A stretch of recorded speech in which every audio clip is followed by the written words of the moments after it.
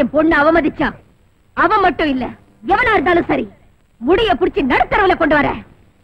இன்னியோட அவன் ஜாதகத்தை கிழிச்சு அவன் வாழ்க்கையை அழிச்சு காட்டுற. நீ கவலைப்படாத மம்மி, அவன் ஜாதகத்தை நான் கொண்டு வந்திருக்கேன். என்ன பேபி நீ சொல்றது?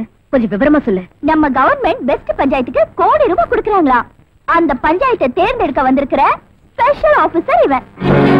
கோடி ரூபாயா? அது மட்டும் நமக்கு வராது. அவனோட தகராறு பண்ணி வீண் பம்ப விலைக்கு வாங்கியாச்சே. ஐயோ, இந்த விஷயம் முந்தைய தெரியாம போச்சே.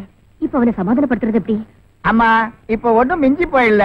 அதுல 10% எனக்கு தந்தா உங்களுக்கு சூப்பர் ஐடியா கொடுக்கறேன். 10% தானே? தரேன் சொல்லு.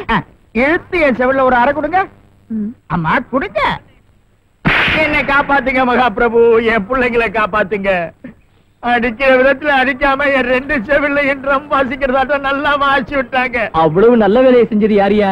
நான் தான் தம்பி. இந்த சிவராமன் தான் நம்ம 2 பேருக்கு மத்தியில சிந்து முடிஞ்சு விட்டு மனஸ்தாபத்தை அதிகமாக்குனா. உங்களை முதல் தடவை பார்த்தப்பவே நினைச்சேன், நீங்க கள்ளங்கபடம் இல்லாத பசு மாதிரி. அதனாலதான் என் மேல காலை ஏவி விட்டீங்க. அப்பா, கடந்ததையெல்லாம் சொல்லி காட்டி செத்த பாம்பை இன்னும் எதுக்காக அடிக்கணும் தம்பி? எங்க குடும்பம் மானம் மரியாதைக்கு பேர் போனது. எங்க ஊருக்கு யாரு வந்தாலும் சரி, அவங்க அமைச்சர்கள் ஆனாலும் ஆண்டி ஆனாலும் யாத்திரிகன் ஆனாலும் எங்க வீட்டுக்கு வந்து மரியாதையான எங்க வரவேற்பை ஏத்துக்குவாங்க. அனாவசியமான பந்தாக்கள் அது இதெல்லாம் நான் அடியோட வெறுக்கிறவ தம்பி. ஆமாங்க, மம்மி சொல்றது உண்மைதான். நான் கூட அங்கிள் பேச்சு நம்பி உங்ககிட்ட அப்படி நடந்துக்கிட்டேன். எனக்கே கண்ணடிக்கிற சாதி புதுசா வெல்டிங் பண்ணாதாப்பா. ஏற்கனவே பட்டாடியில என் தாட வீங்கிடுச்சு.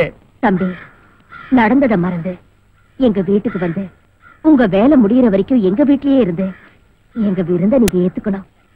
நீங்க மறுத்தா நிம்முக்கும் எனக்கும் நிச்சயம் வருத்தமா இருக்கும். அப்படிங்கிறீங்களா? அப்படித்தான்.